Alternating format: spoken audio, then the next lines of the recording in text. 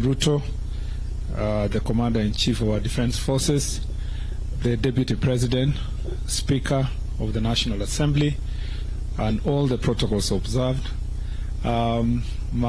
particularly the athletes who are here, led by the Captain Faith Kipyegon, and the legends who are here, led by the senior Kipchoge. With the other one is also a legend, so maybe to be a legend you have to be a Kipchoge. And all the protocols observed. Good morning. Good morning again. Your Excellency, we are very excited to be here and to be here to celebrate our athletes who have done exploits in the world. I want to congratulate them for doing a fantastic job. There are so many keyboard and social media warriors who know only how to criticize, but they do not know what it means to participate in an Olympics. Not just to win, to participate. I met Sharon when she has just finished. Sharon Lokedi here, marathon. She came number 4, and Paris. I met them at the finishing line. At that point, I think Obiri was being attended to. And you can imagine somebody having done 42 kilometers, you know. I also met Benson, and he was looking like he hadn't started even running, and he had just won a medal. So this is a very difficult task.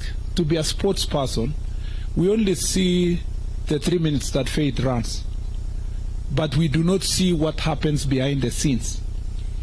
There is a lot of hard work, waking up in the morning, beating your body, denying yourself food, denying yourself pleasure, denying yourself your family. If you go to training camps, these athletes are sleeping on a very small bed, you know, just like in a dormitory in a school.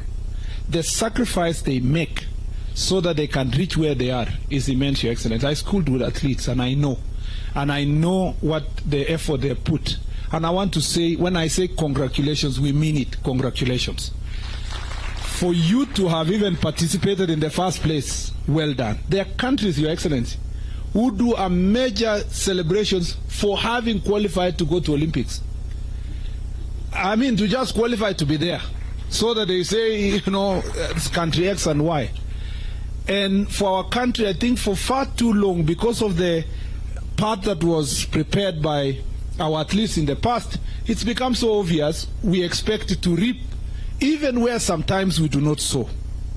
And I think we want, as a government, as a ministry, to be more deliberate in supporting our athletes to make sure that when we come to celebrate like this, at least we can trace the path that we have supported them.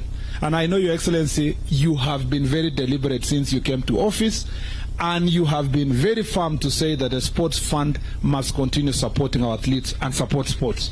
And we are going to continue that path. We are going to go to the grassroots. We are going to work with team. We will invite the private sector. We want as many players as possible to support our sportsmen. Your Excellency, the airtime we got for our anthem to be sung 4 times, you cannot buy that with any money in this country in terms of an advert. When I was in the streets of Paris with my peers, we tried to joke the last five kilometers to the end of the marathon. And I don't want to say what happened to the peers, but Your Excellency, when I was there, when people see the Kenyan jersey, the uniform with the Kenyan flag, immediately stop you and ask you, where can I buy it? In fact, there was a shortage of this uniform in Paris. And I think if I was a private investor in Kenya, I would put my money on athletes. I would put my money even for them to wear a cap with a small branding of my company, because the airtime you get is incomparable. And I think this is the best. And I want to thank Brand Kenya for giving out these armbands. Every athlete in the world, the American sprinters, the Europeans, they were wearing that armband, Your Excellency. And they are gladly posting on social media, on TikTok. If you go to TikTok now, our flag is all over with world beaters and world record holders. So this is an opportunity for our country. This is an opportunity for us to market ourselves. It's an opportunity for us to grow brand Kenya. I know many people will come to Kenya based on these athletes as tourists, and I think we have a great potential to make sure that athletics and sports is going to be a great thing for us. Your Excellency, going forward, you know we are only depending on runners. Other countries, why they are reaping so much gold, they have many other things. We don't understand why we don't have people who can just shoot. There was a Turkish guy who was just standing there. He doesn't even wear anything, and he's just, yeah. Even archery, we should be able to participate. And we know where the problem is, Your Excellency. It's in the leadership of the federations. Most of the federations are not organized.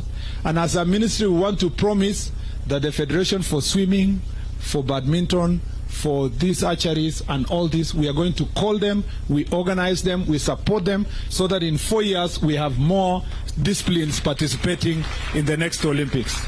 We need to return the days of Wangila with boxing.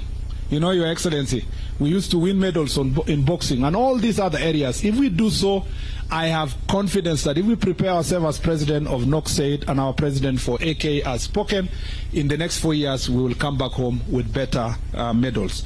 The last thing I'd like to say is that, Your Excellency, we thank you very much for being of great support, for following this team personally, for making phone calls to find out what's happening, and for having sports in your heart. Thank you for the investment you have already put insofar as infrastructure is concerned.